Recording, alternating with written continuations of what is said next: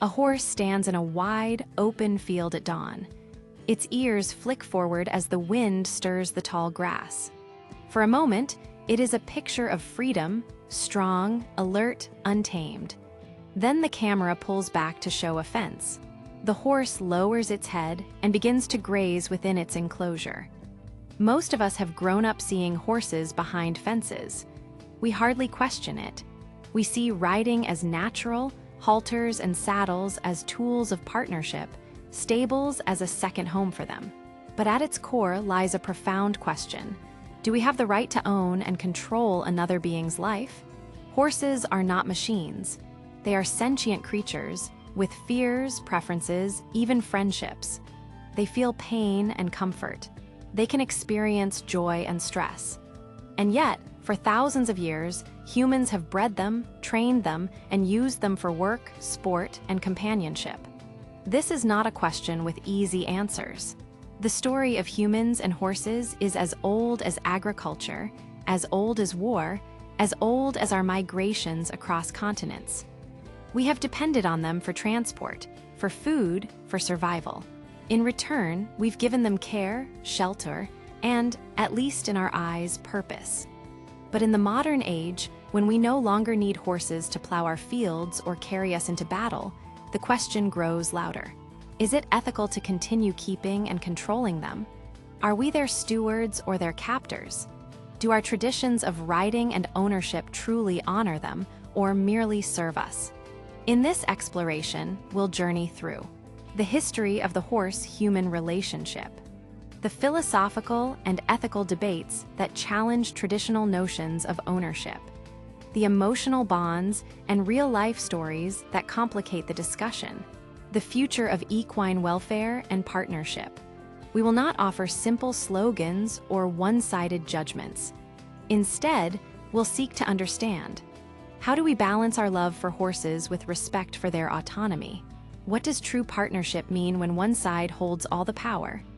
For much of human history, horses were not a luxury, they were a lifeline. Long before trains, cars, or planes, horses carried messages across vast distances, pulled plows that turned soil into farmland, hauled goods to markets, and bore riders into battle. Early humans didn't just own horses, they depended on them. This relationship was born out of survival. The first step toward what we now call ownership began around 550 years ago on the Eurasian steppes. Nomadic people tamed wild horses, not merely to dominate them, but because they needed to travel farther, hunt more efficiently, and protect their families. In those early days, the bond was closer to a partnership. A good horse meant the difference between life and death. Horses were often honored, even buried alongside their riders. There was respect because there had to be. Without healthy, willing horses, entire communities could not thrive. As centuries passed, this partnership transformed. In medieval Europe, horses became symbols of wealth and power: war horses, destriers, chargers. Kings and knights didn't just need horses, they displayed them as extensions of their status. In other regions, like Mongolia, horses remained central to daily life: transport, milk, meat, spiritual companions. The Industrial Revolution marked another turning point. Steam engines and, later, automobiles reduced humanity's reliance on horsepower. In many places, horses shifted from being essential laborers to being used for sport, leisure, and entertainment. It was in this transition that the language of ownership grew sharper. When a horse stopped being a partner in survival and became a commodity for leisure or competition, the balance tilted. The fence line became more than a boundary for safety. It became a symbol of control.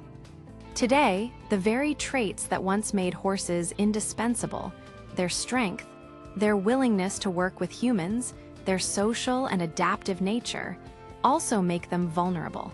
They continue to serve us in riding schools, racing tracks, therapy programs, tourist carriages, and more. Some humans still honor them as partners. Others see them primarily as property. The horse itself has little say.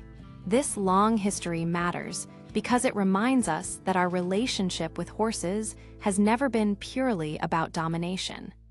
For most of history, it was a partnership born of necessity. But as our needs changed, so did our treatment of them. The ethical question we face now is not whether humans and horses can coexist. We clearly can. It's whether the old habits of ownership and control still have a place in a world where we no longer depend on horses for survival. Do we continue to justify their confinement, breeding, and use for our purposes because it's tradition, or because it's truly best for them as well as for us? As society advances and our understanding of animal sentience deepens, the way we view horses and all animals in our care is shifting. The traditional notion of ownership suggests possession. A horse is property, an asset, something to buy, sell, or train according to our will. But more and more people are beginning to ask, is that the right way to think about a being who feels, thinks, and forms relationships? Some propose the concept of guardianship instead of ownership. A guardian doesn't see the horse as a possession, but as a living individual entrusted to their care. In this view, the human's role is to ensure the horse's well-being, freedom from unnecessary pain, and respect for its nature, even if that sometimes limits our own desires. Ethicists argue that while horses cannot speak for themselves, their needs and welfare can be inferred through science and observation. They have preferences: access to pasture, companionship of other horses, freedom to move, gentle handling. Denying these basic needs, they say, is not stewardship. It's exploitation. On the other side, many horse owners and riders see their relationships with their animals as a form of partnership.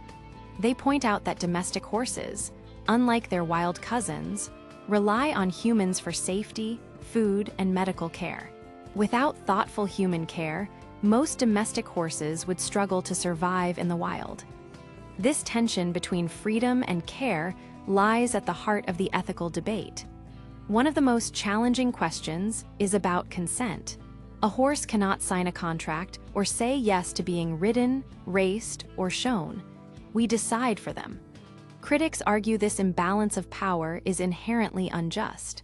Advocates for riding and working with horses counter that, when treated well, many horses seem to willingly engage, pricking their ears forward at the sight of the saddle, stepping up to be groomed, even forming bonds with their handlers. But can willingness born from routine and dependency be equated with consent? This is a question that continues to provoke deep reflection.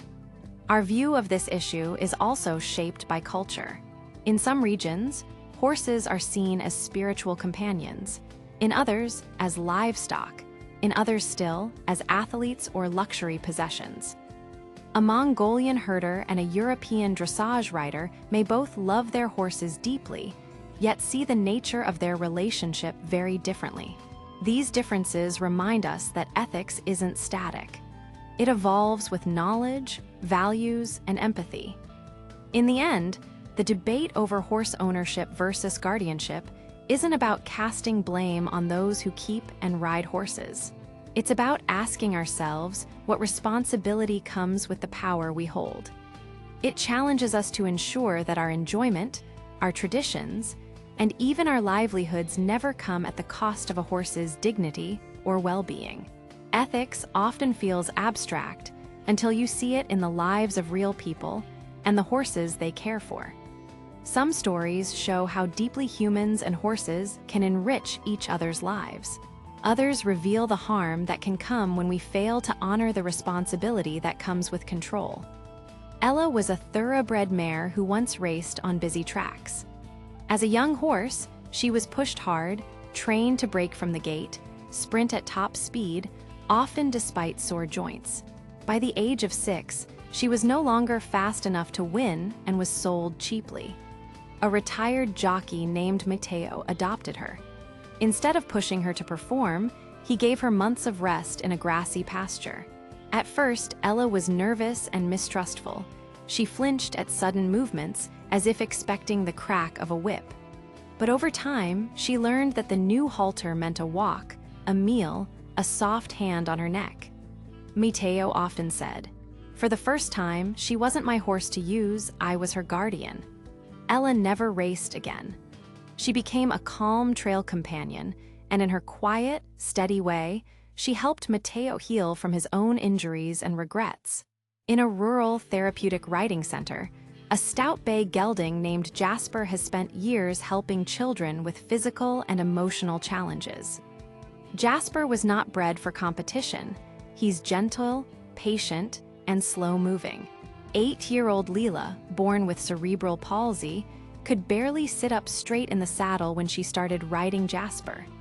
But as the months passed, her muscles strengthened and her smile returned. Jasper lowered his head whenever she approached, as if recognizing her need for gentleness.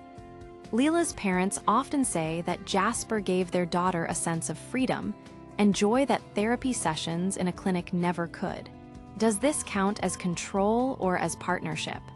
The question is not easy, but it's clear that in this case, the horse's temperament and the human's respect for his comfort created a mutually beneficial bond. Not all stories have happy beginnings. In a busy tourist town, an old gray gelding named Boomer spent years pulling carriages on hard pavement, often with sore feet and little rest. When he slowed down, his owner replaced him with a younger horse and left him at auction. A rescue organization intervened. Boomer was thin, his coat patchy, and his eyes dull when he arrived at the sanctuary. Months later, with good food, medical care, and the company of other horses, he regained his strength. For the first time in years, he could roll in the grass and rest in the shade without being harnessed. Boomer's story shows what happens when ownership is treated as exploitation rather than stewardship. It's a reminder that control without care becomes abuse. In the western United States, herds of wild mustangs roam vast ranges. Occasionally, some are rounded up to control herd sizes and are adopted out.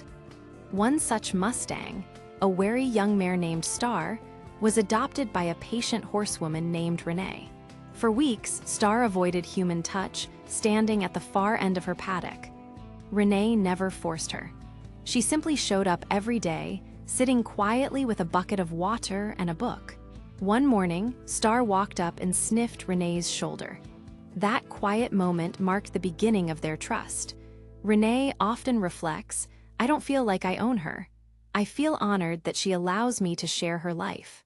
These stories reveal the full spectrum of human-horse relationships. Exploitation born of indifference, healing born of respect, and partnerships formed when humans recognize a horse's individuality. They remind us that ethics isn't about rejecting all human involvement with horses, but about asking what kind of relationship we choose to build. On a quiet morning, you might see a horse grazing in a field, its breath soft in the mist. It doesn't know about ownership papers or competitions. It knows the feel of grass underfoot, the scent of the wind, the comfort of a companion nearby. Its world is simple, yet its life is shaped by human hands. The question we began with, do we have the right to control another being's life, has no easy, single answer. But the journey of asking it reveals something important. It is not control itself that defines our relationship with horses, but the spirit in which we exercise it. If control means confinement, coercion, and disregard for their needs, it diminishes both us and them. But if control becomes care, guardianship, and respectful guidance, it can transform into a true partnership. Horses have carried us for millennia, across continents, into battle, through harvests, into healing. They have given us their strength and trust. What they ask in return is not complicated: safety, comfort, respect, and a chance to be themselves. The ethical path forward is not about abandoning the bond between humans and horses. It's about reshaping it so that every fence, every halter, every touch of the rein reflects our duty to honor their dignity. It's about seeing them not as possessions, but as companions who share our lives and deserve a life worth living. If you love horses as a rider, an admirer, a caretaker, let that love guide you toward choices that uplift them. Ask not just what a horse can do for you, but what you can do to let it live fully in comfort and peace. This conversation doesn't end here. It grows every time someone pauses to question tradition, to look a horse in the eye, and to listen. If this exploration resonated with you, we invite you to join our community of thoughtful horse lovers. Subscribe to Horse Sense and help us reach our goal of 10,000 subscribers.